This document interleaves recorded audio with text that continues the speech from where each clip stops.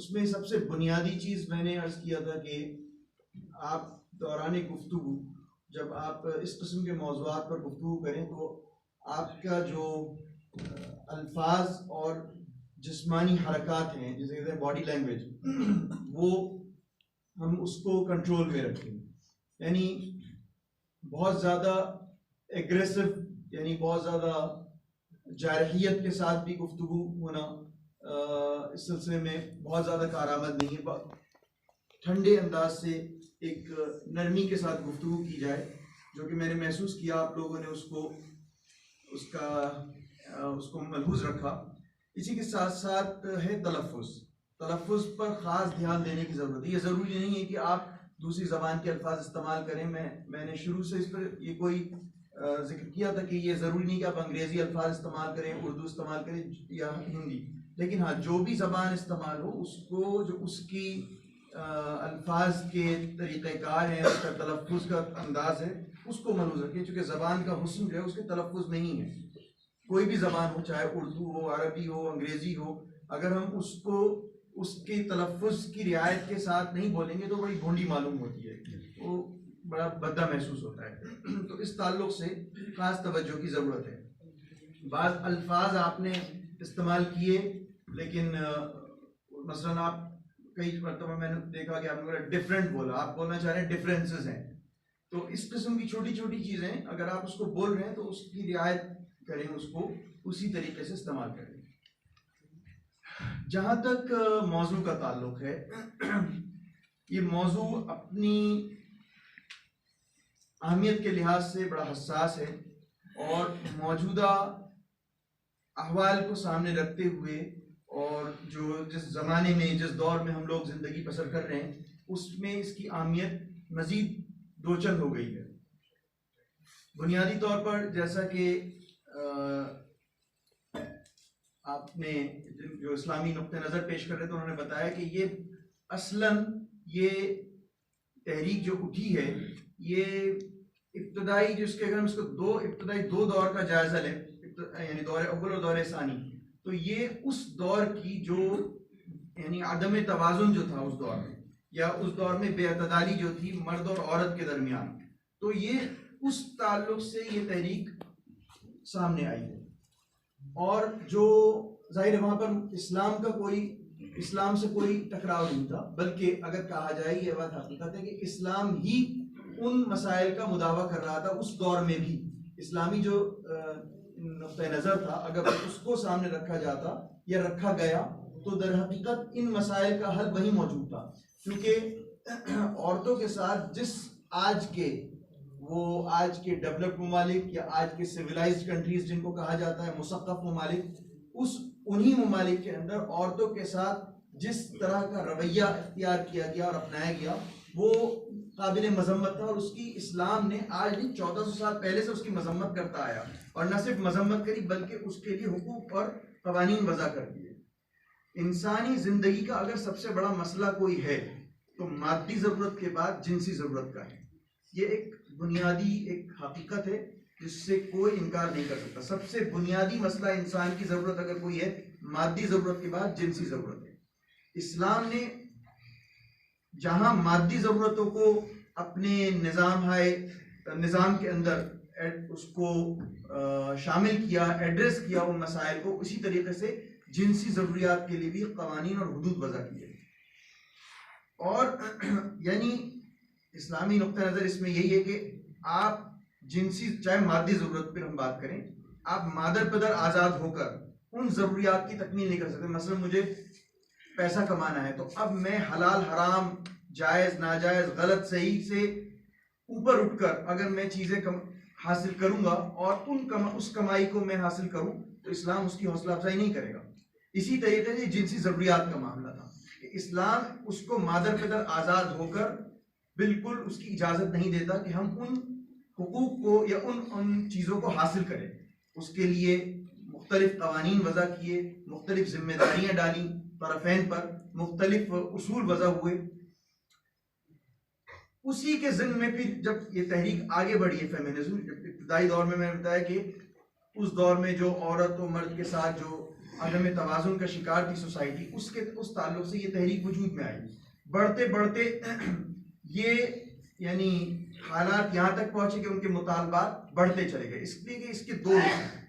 ایک رخ تو ہے اس کا ایجادی کہہ دیں آپ، یا یہ کہہ دیں ظاہری، اور ایک تھا پس پردہ جو ان کے منشا ہیں، ان کے اغراض و مقاصد تھے۔ جو ظاہری ان کے اغراض تھے اس میں یہی ہے کہ بھئی عورت کے ساتھ ظلم ہو رہا ہے، زیادتی ہو رہی ہے، اس کے لیے یہ تحریک اٹھی اور عوام نے اس پر لبیک کہا اور ان کے ساتھ میں آئے۔ لیکن جو اس کے اغراض و مقاصد بنیادی طور پر تھے، اس کا صرف یہی منشا نہیں تھا، بلکہ معاشرے میں جو معاشرے کا جو بنیادی ڈھانچہ ہے وہ ٹکا ہوا ہے خاندانی نظام پر۔ ان کی اصل منشا ابتدا سے یہی تھی کہ اس خاندانی نظام کو جب تک سبوتاج نہیں کیا جائے گا اور اس کو تہس نہس نہیں کیا جائے گا، وہ اپنے اغراض و مقاصد حاصل نہیں کر پائیں گے۔ چنانچہ ابتدائی مرحلے میں انہوں نے ان چیزوں کو نہیں لیا، ابتدائی مسائل دوسرے تھے، لیکن آج ہم جب دیکھتے ہیں اپنے سامنے تو ان کی یہ آج وہ جس قسم کی چیزیں پیش کر رہے ہیں تو اس سے ان کے جو مقاصد ہیں وہ واضح طور پر سامنے آ رہے ہیں، چونکہ ان کا منشا یہی ہے کہ جو خاندانی نظام ہے اس کو تہس نہس کر دیا جائے۔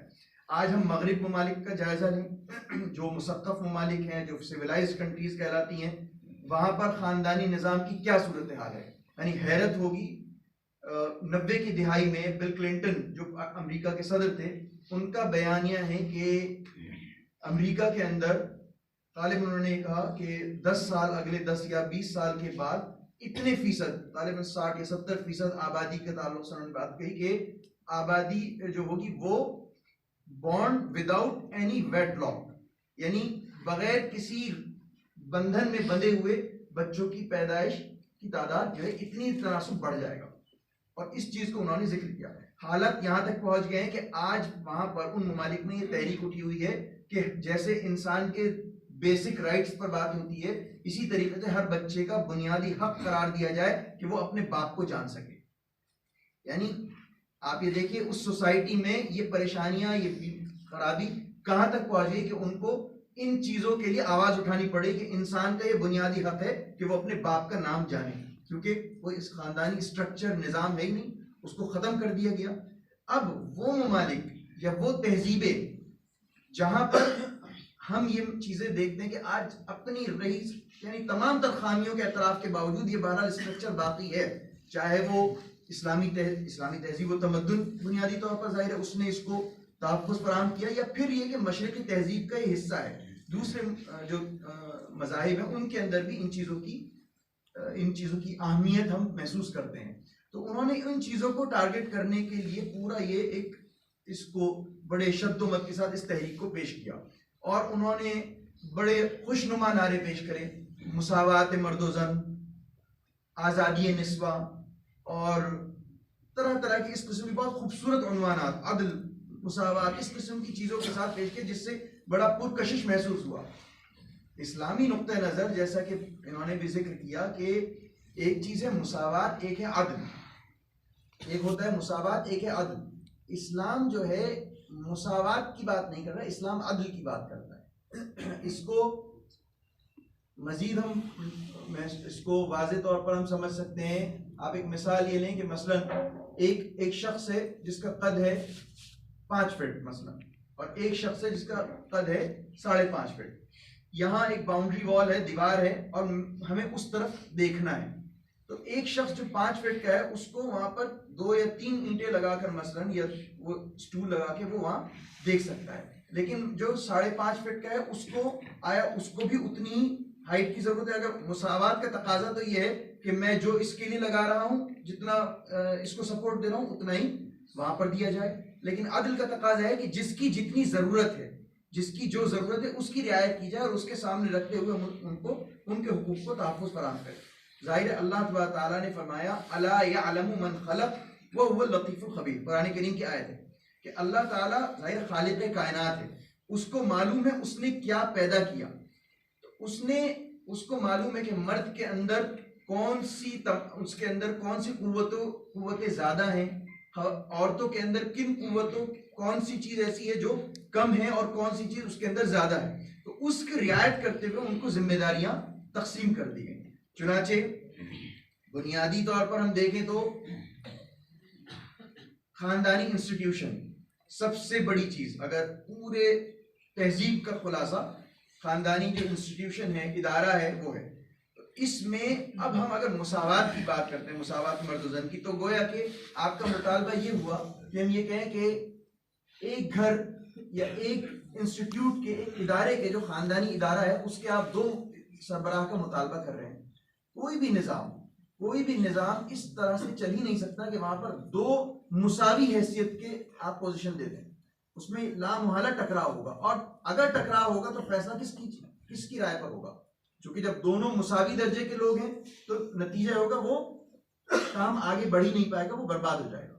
تو ضروری ہے ایک کو ایگزیکیوٹو پاور دی جائے، اس کے اندر کوئی قوت نافذہ ایسی ہو جس کے ذریعے سے ان نزاعات کو حل کیا جا سکے. چنانچہ وہ اللہ تعالیٰ نے مرد کو عطا کرے. کہا گیا الرجال قوامون علی النساء، مرد کو عورتوں پر حاکم بنایا گیا. اس ترجمے کو ہمیں کرتے ہوئے کوئی تکلف کرنے کی ضرورت نہیں ہے. ہم لوگ بسا اوقات اس کو بیان کرنے میں بڑا ایسے مجمع میں کہیں ہم بیٹھتے تو لچک آ جاتی ہے. اس کو آپ بڑی صراحت کے ساتھ بیان کریں. البتہ اس کے ایک طرف اس آیت کو رکھیں الرجال قوامون علی النساء کہ مرد کو عورتوں پر حاکم بنایا گیا، تو ظاہر ہے جب حاکم بنایا گیا تو آپ کی ذمہ داریاں بھی بڑھ گئیں، آپ کی مسئولیت بھی بڑھ گئی.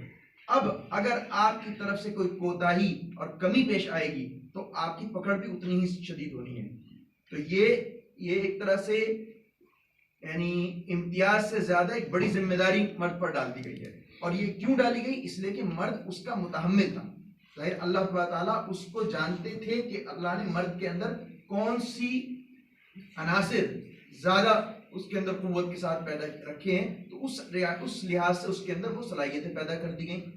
اب جب 2 آدمی ایک درجے کے نہیں ہوں گے، ظاہر نزاع ایسی صورت میں جب نزاع پیش آئے گا تو مرد کے اندر وہ صلاحیت رکھی ہے، وہ مرد اس اپنے فیصلے سے ان مسائل کو حل کر سکے. اب ایک مسئلہ تھا عورت کا کہ میں اکثر کہا کرتا ہوں، ہم لوگ ادارے میں آپ لوگ موجود ہیں، مدرسے کی طرف سے مختلف ہدایات آئے دن آتی رہتی ہیں. ہمیشہ آپ کو سمجھ میں آئے یہ ضروری نہیں. اکثر ہوتا ہوگا بھئی یہ عجیب اعلان ہے 11 بجے گیٹ بند کرا دیتے ہیں، 10 بجے گیٹ بند ہو رہا ہے، 12 بجے گیٹ بند ہو رہا ہے، فلاں کو نہیں آنے دے. طرح طرح کی چیزیں. ظاہر اعلان کے اندر تمام چیزوں کی اس کے اسباب و علل بیان نہیں کیے جا سکتے، لیکن یہی معاملہ مرد عورت کا ہے کہ عورت کو جب مرد کے ساتھ رہنا ہے، زندگی گزارنی ہے، تو اس کے ساتھ بہت سی مرتبہ ایسا ہوگا کہ بنیادی طور پر تو یہ کہ دونوں ایک ساتھ مل کر زندگی کو، ایک طرح گاڑی کے 2 پہیے ہیں، دونوں کو ساتھ لے کر زندگی کو چلنا ہے. بچوں کی پرورش کرنی ہے، اس کے صالح اثرات تبھی ان پر بچوں پر نمایاں ہوں گے. لیکن ایسا بھی ہوگا کہ دونوں کی رائے میں اختلاف ہوگا. بعض مرتبہ مرد کی جو رائے ہوگی وہ دوسری ہوگی، عورت کی دوسری ہوگی. ایسے میں ظاہر مرد کی رائے کو فوقیت دی جائے گی. اس کا نتیجہ یہ ہوگا کہ عورت کے دل میں ایک کہیں نہ کہیں ایک ذہن میں ایک پیدا ہوگی، ایک اس کو کدورت سے تعبیر کریں یا آپ اس کے ذہن میں ایک طبیعت پر ایک بار گزرے گا، وہ گرا گزرے گی. تو اللہ تعالیٰ نے اسی لیے اس کے ساتھ نسیان کا پہلو زیادہ لگا دیا، عورتوں کے اندر نسیان کا پہلو زیادہ ڈال دیا کہ اس کو چونکہ ماتحتی میں زندگی گزارنی ہے تو اس کے اندر نسیان کا پہلو. اس لیے کہ اگر انسان ان اختلاف رائے کو نہ بھولے تو زندگی عذاب جان بن جائے گی. آپ زندگی نہیں گزار پائیں گے. ہر وقت میں سوچتا رہوں گا بھائی آج سے 8 مہینے پہلے میری بات فلاں بھی نہیں مانی تھی، 2 سال پہلے میں نے بات رکھی تھی تب بھی میری بات کو نظر انداز کر دیا گیا. اگر وہ چیزیں اسی طرح تر و تازہ انسان کے دماغ میں رہیں گی تو زندگی مصیبت بن جائے گی. تو اللہ تعالیٰ نے اس کے اندر عورت کے اندر نسیان کا مادہ نسبتاً مرد سے زیادہ رکھا. اس کی بھی یہ حکمت ہے. تو در حقیقت یہ پورا ایک نظام ہے. اس میں جو یہ سب باتیں جو کی جاتی ہیں، آزادی نسواں، تحریر نسواں یا مساوات، یہ ایک دھوکہ ہے. اور اسلام نے تو ان کو بنیادی حقوق اور ان کو تحفظ فراہم کیا ہے. ہاں یہ ضرور بات ہے کہ اس کا ایک دوسرا پہلو بھی ہے کہ آج اگر مسلمان اس کٹگرے میں آ کر کھڑے ہوتے ہیں تو ہم اسلامی تعلیمات اور شریعت پر عمل نہ کرنے کی وجہ سے، یعنی ہم نے جو عورتوں کو اسلام نے حقوق دیے شریعت نے، اللہ تعالیٰ نے، ہم نے وہ نہ ان کو وہ بھی نہیں دیے جس کی وجہ سے آج آپ سوالوں کے گھیرے میں ہیں اور آپ جوابات دیتے اور یعنی آپ ایک ہمیشہ ایک دفاعی پوزیشن میں رہتے ہیں اور اپنا دفاع کرتے رہتے ہیں اور اپنے جواب صفائی پیش کرتے رہتے ہیں. اس کی وجہ ہمیں جواب سے زیادہ کوشش کرنی ہے اپنے گھرانوں پر. ہمیں کوشش یہ کرنی ہے کہ ہم اپنے گھروں پر شریعت کے مطابق جو حقوق اللہ تعالیٰ نے دیے ہیں خواتین کو وہ ان کو دیے جائیں.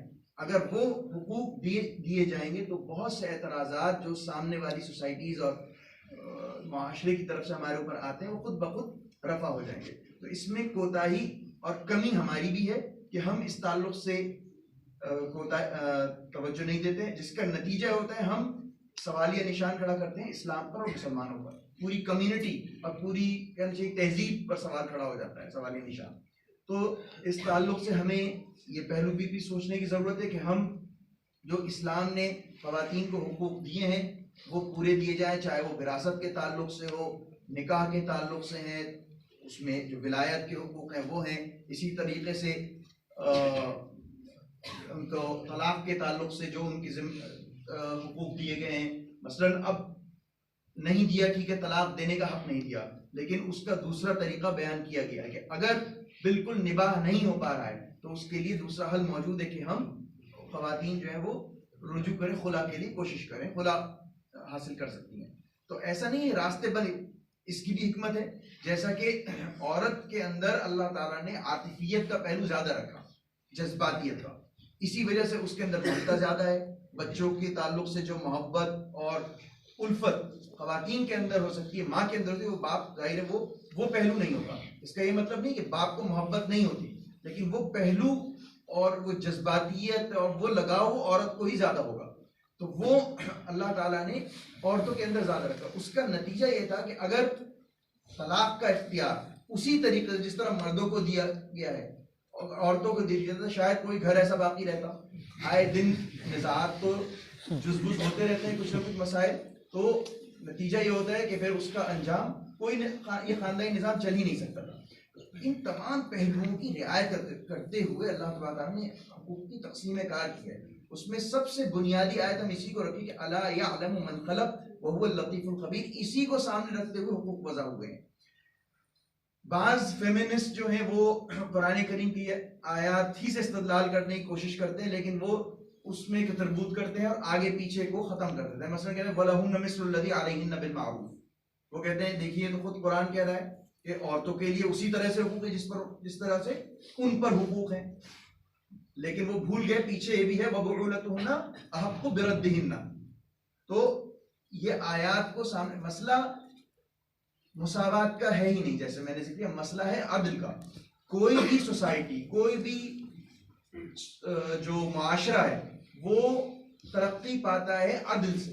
اگر کسی بھی سوسائٹی میں عدل ہے تو تمام خرابیاں دور ہو جاتی ہیں, چاہے وہ خاندانی نظام سے تعلق رکھتا ہو, چاہے وہ یعنی آئلی نظام کی بات کریں ہم, چاہے وہ معاشرتی پہلوؤں سے بات کریں, قانونی سطح پر چلے جائیں. اگر دیکھیں جس معاشرے میں کرائم زیادہ ہے تو دیکھتے ہیں وہاں پر بنیادی وجہ اس کی کیا ہے کہ وہاں عدل کا نظام نہیں ہے. اگر عدل کا نظام درست نہیں ہوگا تو اسی سے کرائم بڑھتا ہے, اسی سے بہت سی برائیاں جنم لیتی ہے. تو بنیادی طور پر اسلام نے عدل کی حوصلہ افزائی کری اور عدل کے لیے قوانین وضع کیے. تو یہ مساوات کی بات کرنا یہ بے معنی ہے. اگر عدل ہے اور ہماری طرف سے بھی ہم اس کی مکافات پورے طور پر کریں اور اس کو انجام دیں اور ادا کریں تو پھر مساوات کا یہ نعرہ بے معنی ہو جائے گا. پھر ہماری ہی سوسائٹی میں بعض افراد ایسے پیدا ہوئے جو ان چیزوں پر انہوں نے اس پہلو کو بہت زیادہ شد و مت سے پیش کیا. ایک نام آپ جانتے ہوں گے, نام ہے آمنہ بتول. وہ خاتون ایک آرگنائزیشن ہے, ملیشیا کی تھی آرگنائزیشن, میں نام نہیں ذہن سے نکل رہا ہے, ٹرپل ایس کیا اس طرح سے کچھ کر گئی. تو اس نے جمعہ کی نماز پڑھائی, آج نہیں, یہ بات بتا رہا ہوں میں شاید 90-95 کی دہائی میں. تو یہ بہت بڑا, وہ آج جو ہے وہ ایک طرح سے یورپ اور ویسٹرن ممالک ان کو اٹھائے پھرتے ہیں کہ دیکھیے یہ اسلام, یہ در حقیقت اسلام کی صحیح تصویر یہ پیش کر رہی ہے کہ بالکل برابری ہے, مرد جیسے مرد نماز پڑھا سکتا ہے عورت بھی نماز پڑھا سکتی ہے. تو یہ غیر ضروری بحثیں ہیں.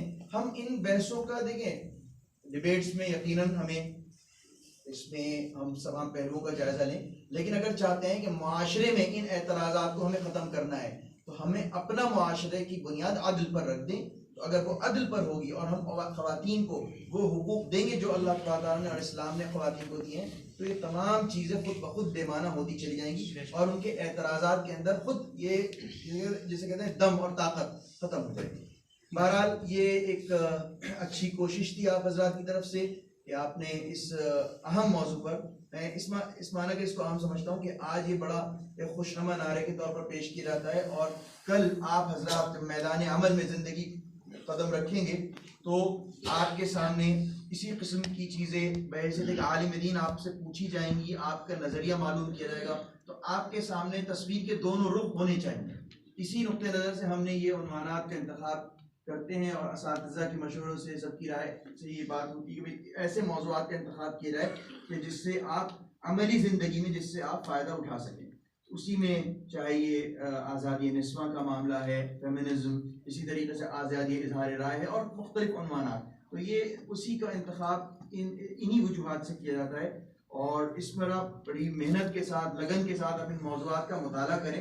یہ مقصد نہیں کہ ایک ڈیبیٹ ہو گئی ختم ہو گیا. اس موضوع کو یہ ایک طرح سے آغاز ہے، ایک طرح سے سمجھیے اس موضوع کو آپ حضرات کے درمیان متعارف کرانے کے لیے یہ ڈیبیٹ رکھی گئی ہے کہ اب آپ اس کو مختلف ناحیوں سے پڑھیے، مختلف لوگوں کی نظریات کو پڑھیے، سمجھیے، اور پھر اس میں اسلامی نقطہ نظر کو پڑھیے، تاکہ آپ کے سامنے اس کا پورا پوری ایک جائزہ آپ اس کا لے سکیں، اور کل آپ معاشرے کے اندر جو خرابیاں اور بے اعتدالیاں ہیں اس کا آپ اسلامی نقطہ نظر کو سامنے رکھتے ہوئے جواب دے سکیں. بہرحال میں آپ سبھی حضرات کو مبارکباد پیش کرتا ہوں اس کامیاب پروگرام کے انعقاد پر. اللہ تعالیٰ آپ حضرات کے علم و عمل میں خوب برکت دے. آمین.